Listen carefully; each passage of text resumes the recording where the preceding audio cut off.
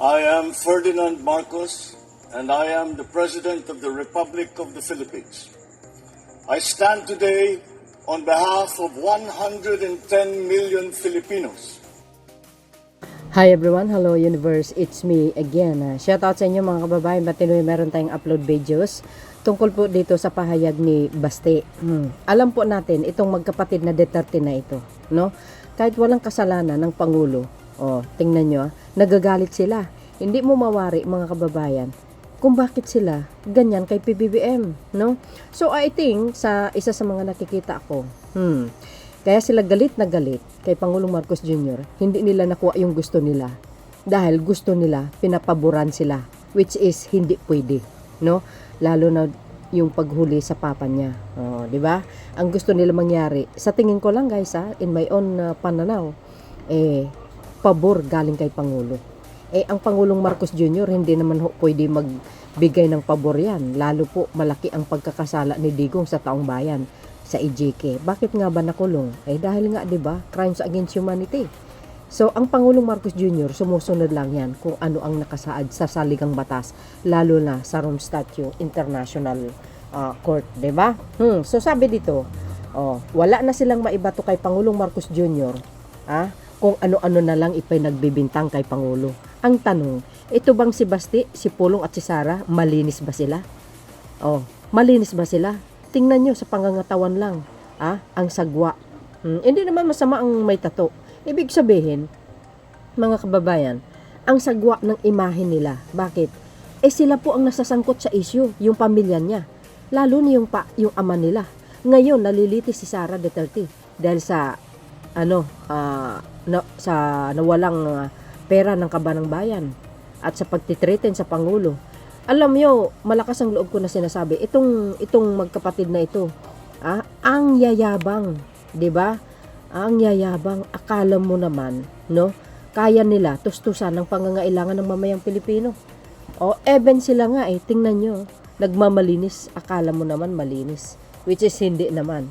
Kasi nga, nasabi ko hindi, kasi nga nasasangkot sila sa anomalya, 'di ba? Ito si Basti, kung ano pinagsasabi niya kay Pangulo, kaya sa walang hiya daw ang Pangulo. Bakit? Sino ba ang mas walang hiya? Di ba si Basti, si Pulong at saka si Sara? Sino ba ang nag-umpisa ng kaguluhan? Di ba sila? Di ba? Sino ba nagpapakalat ng fake news? Di ba sila? Mga alipores niya. Kasi sa katauhan ni Jason sa, kaya nga nakulong at nahuli ng NBI. Nag-spread sa mga fake news. Sabi niya dito mga kababayan, sabi dito mga kababayan, Basti, Duterte, BBM, magaling sa kawalang hiyaan. Saan banda sa kawalang hiyaan? 'Di ba? Sino ba ang palaaway? Sino ba ang mayaman? Sinong adik? 'Di ba? Silang magkapatid mukhang adik, bangag, sa tattoo na lang tingnan mo. Si PBBM ba mayroon? Wala. Sila ang totoong adik, hindi ang Pangulo. Kasi gawain nila yan Bintang sila ng bintang, pero sila ang may gawa niyan. Sa totoo lang. Sa totoo na lang, tingnan mo naman, si PBBM may tato ba? Wala. Sabi dito, muling binakbakan ni Davao City Mayor Basti Duterte sa Pangulong Bongbong Marcos at sinabing magaling umano ito sa kawalang hiyaan. Hinahayag ni Duterte na isang talumpati sa regional gathering ng Rage Coalition sa Davao City noong Sabado, Mayo 23. Naging sentro ng kanyang talumpati at talumpati ang Pangulo at ang administrasyon. Ganon sila kawalang hiya. Bakit? Wala na silang bukang bibig kundi si PBBM. Ganon lang yun mga kababayan. Ang topic nila lagi si Pangulong Marcos Jr.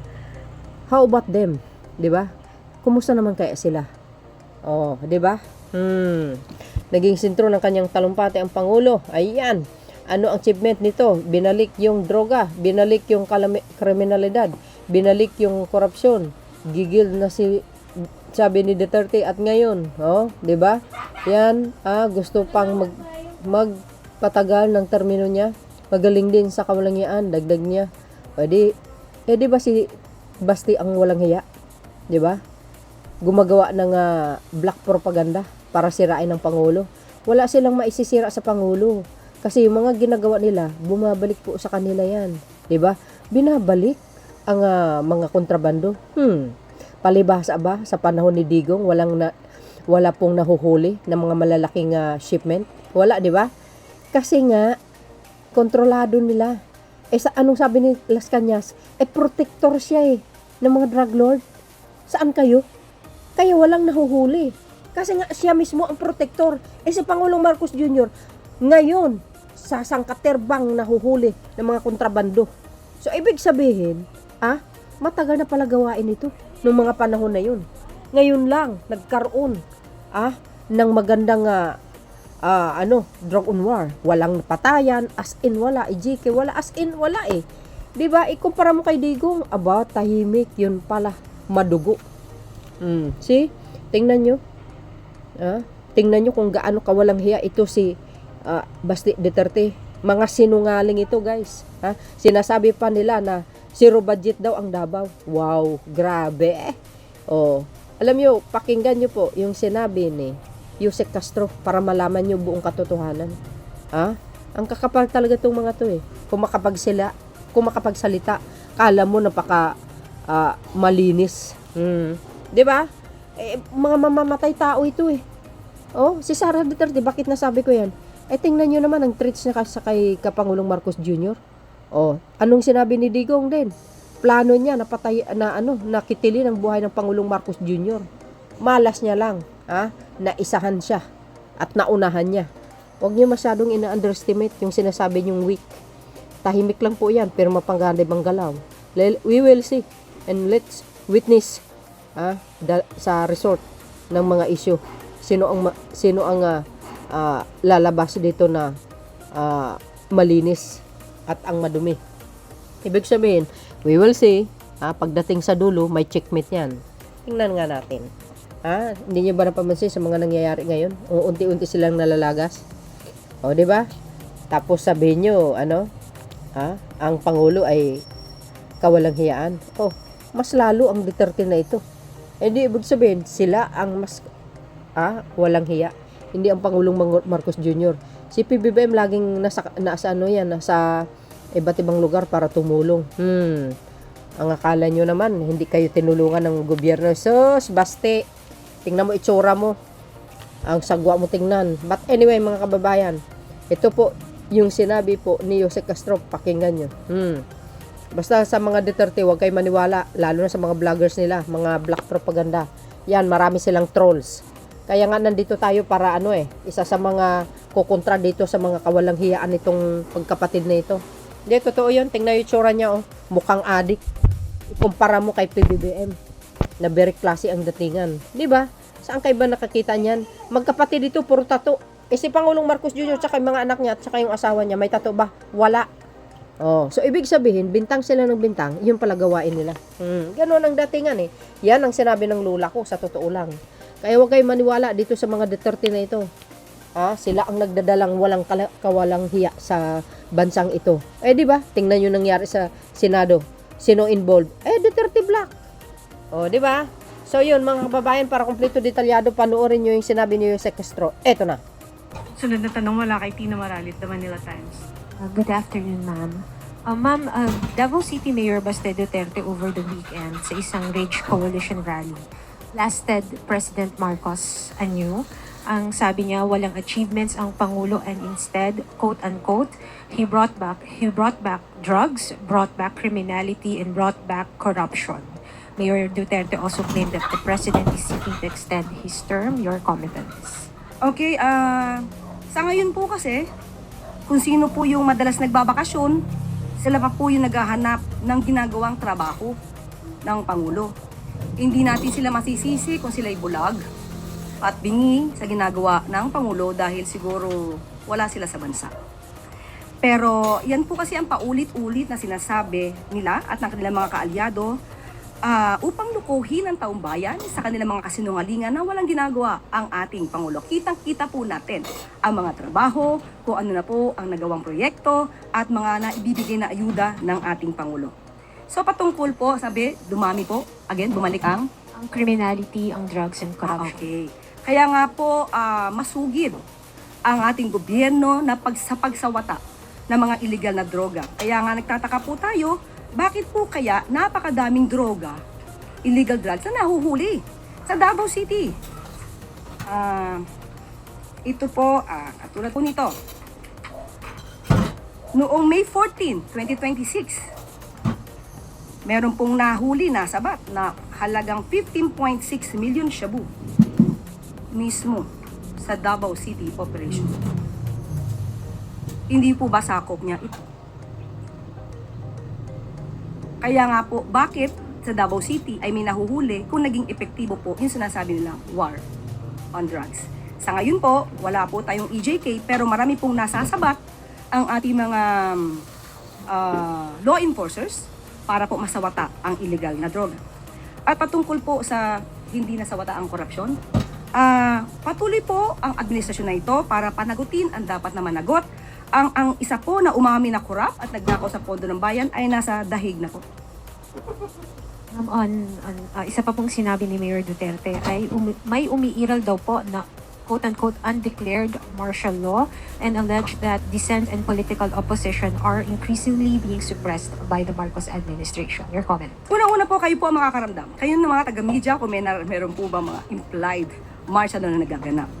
Ang pagbibigay ng kalayaan at hindi pagsawata at hindi pagkitil sa mga taga-media at iba nating mga kababayan ng kanilang karapatan, lalong-lalo na itong freedom of the press and freedom of expression. Hindi po ito sinasawata ng Pangulo. Mas naramdaman ito sa panahon ni dating Pangulong Duterte. Marami ang mga taga-media na tumutol sa ginagawang pagkitil ng freedom of the press and freedom of expression sa panahon ni dating Pangulong Duterte. Salamat po. Sunod na tanong mula kay Alvin Baltasar, Radyo Pilipinas. Kasi follow-up na rin doon sa mga naging statement ni Congressman Pulong. Ano pong reaction natin doon sa sinabi ni Congressman na zero balance daw ang Davao City for the past 4 years? Kinakailangan daw tingnan ito amid allegations sa kanya kung may question daw sa flood control and infrastructure project sa Davao City. Sabi niya, pamumuliti na lang daw. Sa totoo, sabi po niya, di ba, umamin naman po siya na nagkaroon ng 51 billion pesos na inilaan para sa Davao City, para sa flood control projects. Pero ba't nga ba bumabaha pa rin sa Davao City? Pero kasinungalingan po ang sinasabing zero budget ang Davao City for the past 4 years. Ito po ang statement ng DBM. Representative Paulo Duterte's claim that Davao City has Davao City has zero budget for the past 4 years is not supported by the national government's released data.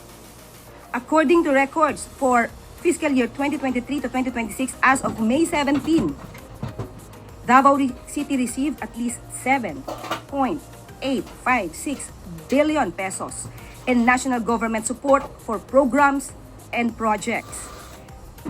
This includes national tax allotment. It will also include special shares, fire code fees, and regular operating requirements.